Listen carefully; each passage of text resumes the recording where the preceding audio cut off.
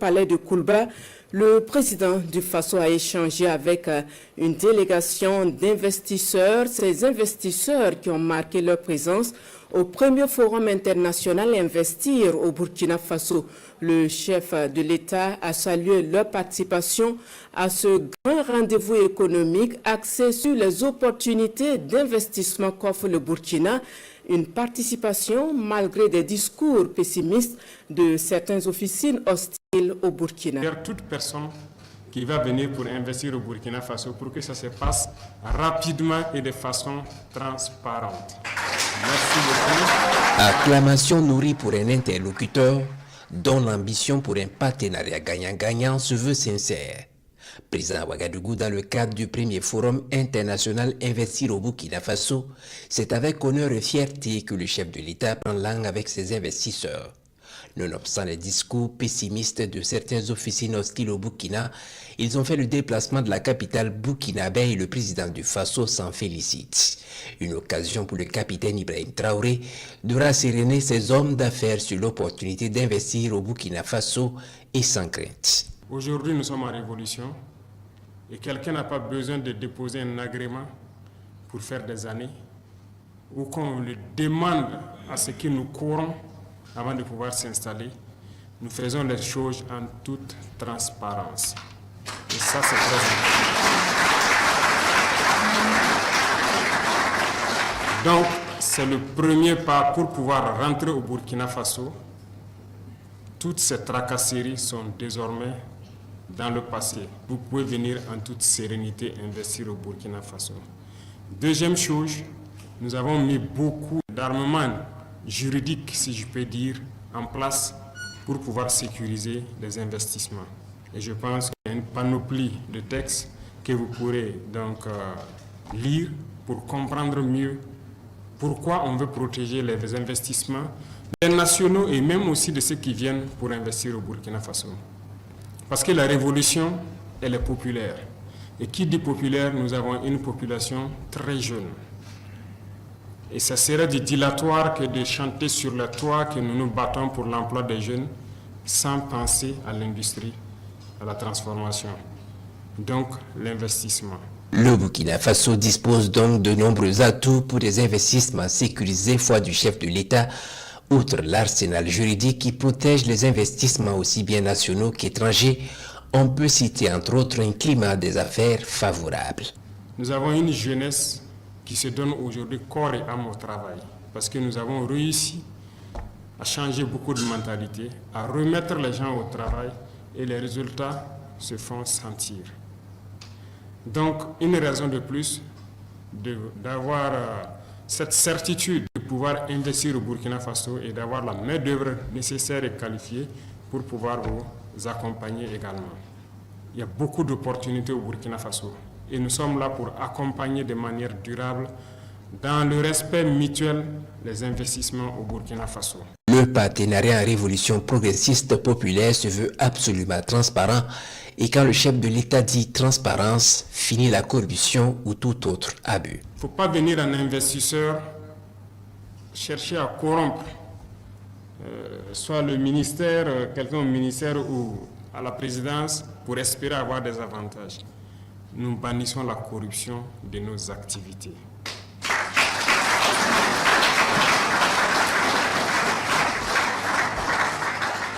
Il ne faut pas venir un investisseur et croire que le Burkina Faso est comme tous les autres pays en Afrique aussi. C'est malheureusement le cas, ça continue. Les gens plaident l'investissement, mais à cause de la corruption, ça devient de l'esclavage. Nous ne sommes pas dans un modèle d'investissement en exposant notre jeunesse à l'esclavage, à l'exploitation. Non, voilà pourquoi nous voulons faire les choses de manière transparente et que chaque partie puisse tirer profit des investissements au Burkina Faso. Agriculture, mines, énergie, des secteurs d'investissement parmi tant d'autres présentés à ces hommes d'affaires ont pris part au premier forum international Investir au Burkina Faso, 400 investisseurs de près de 50 nationalités.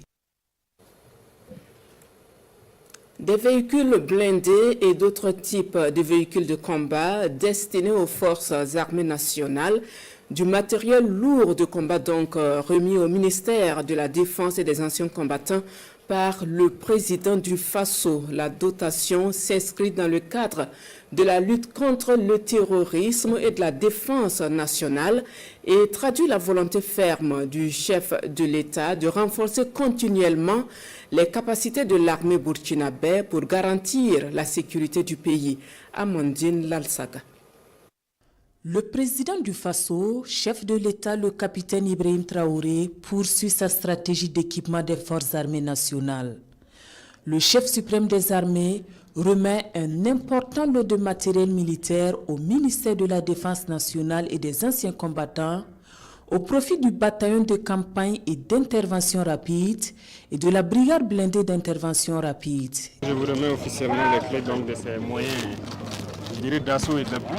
Ces moyens d'appui qui nous ont beaucoup manqué dans notre guerre. Et je pense que c'est la bienvenue. Tout à fait. C'est pas tard, on attendait ça depuis longtemps, ça vient d'arriver, donc c'est le moment de le mettre en œuvre pour l'appui de l'infanterie. Bon usage.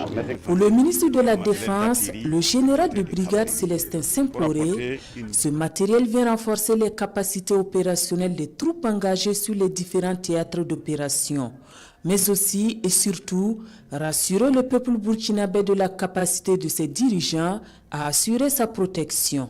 Et nous profitons de l'occasion pour, en tout cas, témoigner notre gratitude au camarade capitaine Ibrahim Traoré, qui, en tout cas, depuis l'avènement du MPSR2, n'a ménagé aucun effort pour que les forces armées nationales puissent être reconstruites, parce qu'en réalité, tout est à faire.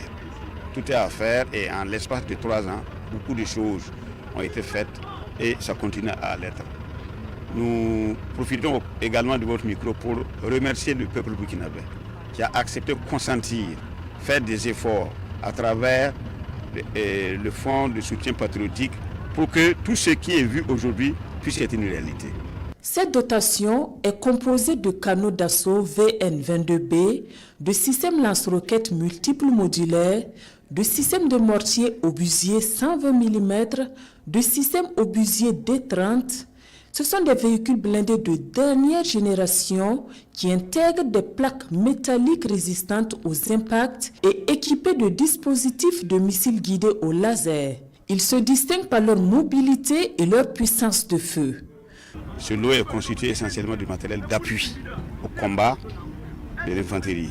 C'est du matériel d'artillerie et du matériel de cavalerie pour apporter une plus grande puissance de feu en appui aux unités déployées sur le terrain.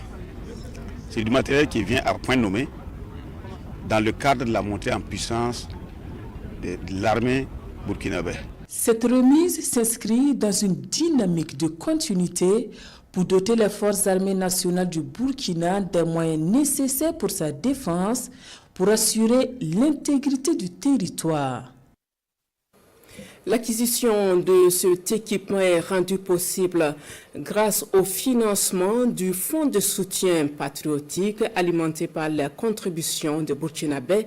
Et bien plus de 142 milliards de francs CFA ont été justement mobilisés au 30 septembre 2025 au titre donc de ce fonds.